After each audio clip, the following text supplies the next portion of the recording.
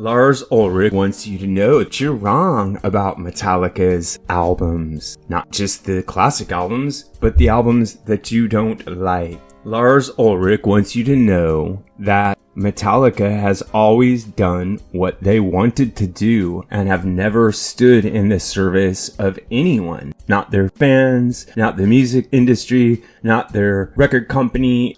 He is very disappointed that more people didn't give specific Metallica albums a bigger chance. They dismissed them for what Lars claims are superficial reasons. So during an interview with Louder, Lars said, quote, "I do remember that as the Load album cycle continued, I had more people coming up to me and saying that they never gave the album a chance because of how it was presented to them. That makes me wonder how Load would have gone across had we not done the hair thing, not done the makeup thing, and had the album in pus head artwork," end quote. So what he's saying there is that it was all the wrappings and trappings and the presentation of Load and Reload that stopped them from making a big splash with Metallica's fan base rather than the music itself. He goes on to say that the reason that Metallica cut their hair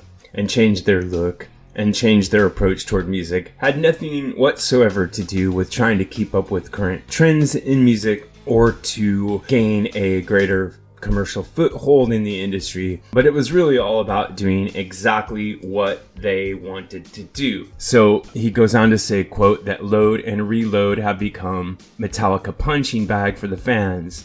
And he says that the reason that these albums are a punching bag is not because the music is bad, but because of the way they looked and the way that the music was presented. And he concludes by saying, "It was all what we wanted to do. So, F you," end quote. Now, Ulrich has always had a kind of contentious relationship with Metallica fans and music fans in general. There's the whole, Napster thing that took place way back in this stone age where Ulrich led the charge in trying to stop music sharing on the internet. And he was perceived at the time as being greedy and materialistic and, stuck on the profit margin. And I think that when you take that into consideration with the musical direction that Metallica took on Load and Reload, it's not hard to see why people would think maybe they were sellouts, that they were looking for the bank rather than trying to be creative or trying to,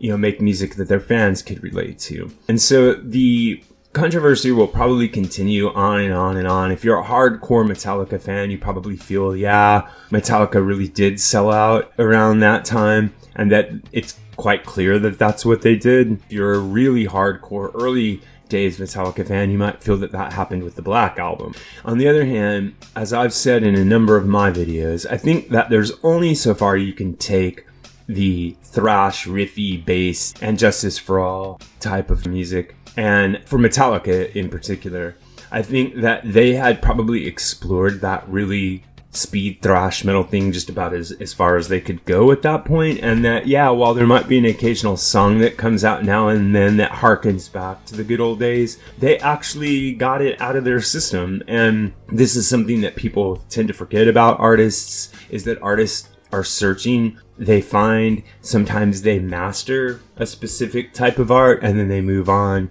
And I would say that if you listen closely to an album like And Justice for All, or if you listen closely to Master of Puppets, you can see that Metallica had clearly dominated, fully explored the garage thrash metal sound and pushed it to its ultimate peak. There really wasn't much left for them to do in that regard. So I don't know that it's entirely true that they simply sold out for money, but also think that the idea that the Load and Reload albums are unfairly overlooked by fans, or that they're punching bags for fans, is also not true. Which brings me to the main point of this video, which is, what do you think? Do you like Load and Reload? Do you think that Metallica was sincere in changing their musical direction when they made those albums? Do you feel that it was just a brazen attempt to cash in? For my own part, I think there's a little bit of both going on, and I don't think that Metallica would still be here today as a marquee act had they not chosen to change their direction to make it more accessible to a wider audience. This is what I think, but what really matters is what you think. So if you have an idea about this or any other topic connected to classic or contemporary music, please drop it in the section below, and remember to like and subscribe. Also, if you'd like to support the channel, keep these videos coming, you can click on the thanks button right down there below the video, or if you prefer, you can click on the Buy Me a Coffee link and leave a donation at the Buy Me a Coffee site. Finally, if you'd like to become a member of the channel, you can click on the join button. Members gain access to members only badges, polls, videos, and other cool content you'll see when you click on that button. Thanks a lot.